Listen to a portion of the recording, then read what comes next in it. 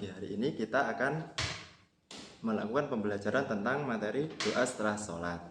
Jadi setiap orang memiliki keinginan dan cita-cita. Hanya Allah Subhanahu wa Ta'ala yang dapat mewujudkan keinginan dan cita-cita.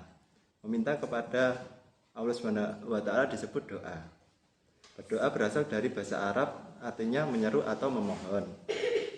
Allah Subhanahu wa Ta'ala mencintai hambanya yang rajin berdoa. Setiap manusia bergantung kepada Allah Subhanahu wa Ta'ala. Hanya Allah lah tempat kita bergantung, dan setiap doa pasti akan dikabulkan oleh Allah Subhanahu wa Ta'ala. Di sini dijelaskan Allah Subhanahu wa Ta'ala berfirman, A'udzubillahi minasyaitonirrajim, bismillahirrahmanirrahim, ud'u rabbakum tasarru'an wa khufyatan innahu la yuhibbul mu'tadin, yang artinya berdoalah kepada Tuhanmu dengan rendah hati dan suara lembut, dan sesungguhnya Dia tidak menyukai orang-orang yang melampaui batas. Jadi jika kita berdoa harus berdoa dengan pelan dan lembut. Dan kita boleh berdoa kepada Allah Subhanahu wa Ta'ala kapan saja. Meskipun begitu ada waktu utama untuk berdoa. Salah satunya adalah setelah sholat fardu dan melaksanakan setelah sholat sunnah.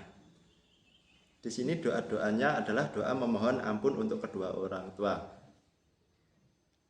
Karena kita harus selalu mendoakan orang tua. Karena orang tua adalah yang membesarkan kita dari kecil sampai besar. Mereka menyayangi kita sejak kecil. Orang tua mengajarkan kita banyak hal. Mereka juga memenuhi kebutuhan kita. Kita harus mendoakan kedua orang tua sebagai bentuk bakti kita kepada mereka. Berikut ini doa untuk kedua orang tua. A'udzubillahi minasyaitonirrajim, bismillahirrahmanirrahim. Allahumma firli dunubi wali walidayya warhamhuma kama rabbayani shaghiran, yang artinya, ya Allah, ampunilah dosaku dan dosa kedua orang tuaku, dan sayangilah mereka sebagaimana mereka menyayangi aku di waktu kecil. Dan di sini ada doa untuk kebaikan dunia akhirat. Kenapa kok doa kebaikan dunia akhirat? Karena kita harus hidup dalam kebaikan, kita juga harus meninggalkan dalam kebaikan. Oleh karena itu kita harus selalu berdoa supaya diberi kebaikan di dunia maupun di akhirat. Berikut ini lafaz doa kebaikan dunia akhirat. A'udzubillahi minasyaitonirrajim, bismillahirrahmanirrahim. Rabbana atina fid dunya hasanah wa fil akhirati hasanah wa qina adzabannar, yang artinya, ya Tuhanku, berilah kami kebaikan di dunia dan kebaikan di akhirat, dan tunjukkanlah kami dari siksa api neraka. Terus di sini adalah tata cara berdoa. Tujuan berdoa adalah agar dikabulkan Allah Subhanahu wa Ta'ala.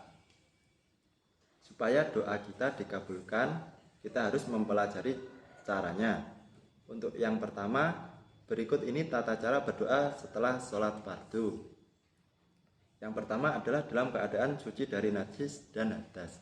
Jadi kita diwajibkan untuk berwudu atau suci dari najis dan hadas. Dan yang kedua adalah menghadap kiblat. Jika kita berdoa, kita diwajibkan untuk menghadap kiblat. Terus yang ketiga adalah memulai doa dengan ta'awudz, hamdalah dan sholawat. Dan yang selanjutnya adalah berdoa mengangkat kedua tangan ketika berdoa. Jadi kita berdoanya mengangkat kedua tangan, lalu berdoa dengan penuh keyakinan akan dikabulkan doa kita oleh Allah Subhanahu wa Ta'ala. Setelah berdoa, bila mana kita berdoa sendiri, kita membacanya dengan pelan. Dan jika kita berdoa dengan orang banyak, kita membacanya agak lantang. Soalnya kita sebagai imam. Para jemaah mengamini dengan serempak jika itu kita sebagai imam. Dan selanjutnya ditutup dengan hamdalah, alhamdulillah atau sholawat. Dan yang terakhir adalah mengusap wajah setelah doa. Terus untuk waktu-waktu yang baik untuk berdoa, semua waktu itu baik untuk berdoa. Namun ada waktu yang mustajabah. Mustajabah untuk berdoa kepada Allah Subhanahu wa Ta'ala adalah yang pertama setelah sholat fardu maupun sunnah. Di antara adzan dan iqamah, dan sepertiga malam. Yang terakhir pada tiap malam bulan Ramadan, pada saat berbuka puasa, pada saat iktikaf di masjid. Jadi pada saat kita beriktikaf yaitu bersendiri di masjid berdoa, jadi merenung.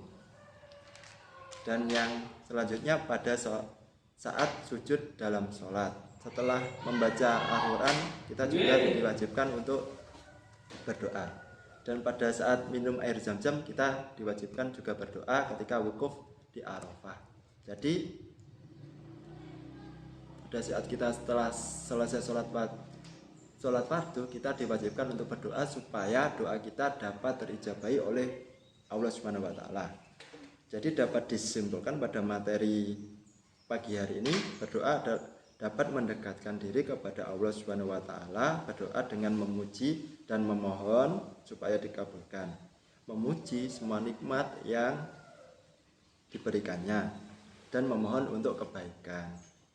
Doa juga merupakan landasan ibadah. Tujuan berdoa adalah memohon hidup selalu dalam bimbingan Allah Subhanahu wa taala selama dunia akhirat, mengungkapkan rasa syukur kepada Allah, dan doa harus disertai dengan usaha.